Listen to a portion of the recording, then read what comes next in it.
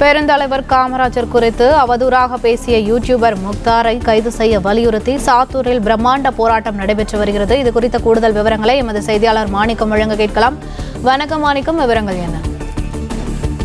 தமிழ்நாட்டின் முன்னாள் முதலமைச்சர் பெருந்தலைவர் காமராஜருடைய ஆட்சி காலத்தில் அவருடைய நிர்வாகத்தின் குறித்து பேசியிருக்கக்கூடிய யூடியூபர் முக்தார் உண்மைக்கு மாறான கருத்துக்களையும் தரவுகளையும் பதிவு செய்து அந்த காணொலி பேசியிருந்தார். அதில் சமூகத்தில் மட்டுமின்றி சமூகத்தில் பெரிய ஒரு எதிர்ப்பை சம்பாதித்திருந்தது. இந்த சூழலில் இந்த கருத்து தொடர்பாக முக்தார் மீது நடவடிக்கை எடுக்க வேண்டும், அவரை கைது செய்ய வேண்டும் என்று வலியுறுத்தி தமிழ்நாடு முழுவதும் பல்வேறு தரப்பினர் சூழலில்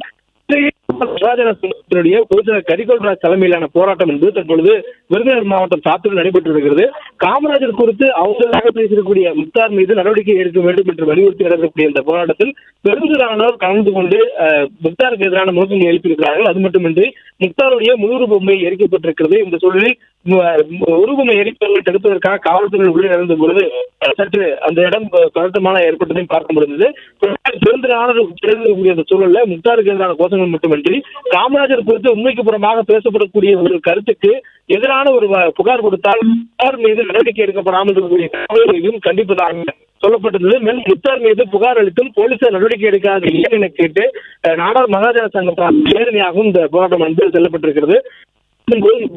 உருவப்படத்தை எரிக்க முயற்சி சொல்லி காவல்துறையினர் அடுத்த நாள் சிறிது தள்ளுகளும் ஏற்பட்டிருக்கக்கூடியதை பார்க்க முடியுது. தொடர்ந்து இந்த பகுதி முழுமே தற்போது முக்தாருக்கு எதிரான ஒரு கோஷங்களும், அதே நேரத்தில் அரசு மீது நடவடிக்கை எடுக்க வேண்டும், எதிராக உண்மைக்கு மாறான தவறான தகவலை பரப்புவர் மீது புகார் ஒழித்த பின் கூட நடவடிக்கை எடுக்கப்படாது வருத்தம் அளிப்பதாகவும் அவர்கள் இந்த போராட்டத்தை நடத்தி வருகிறார்கள்.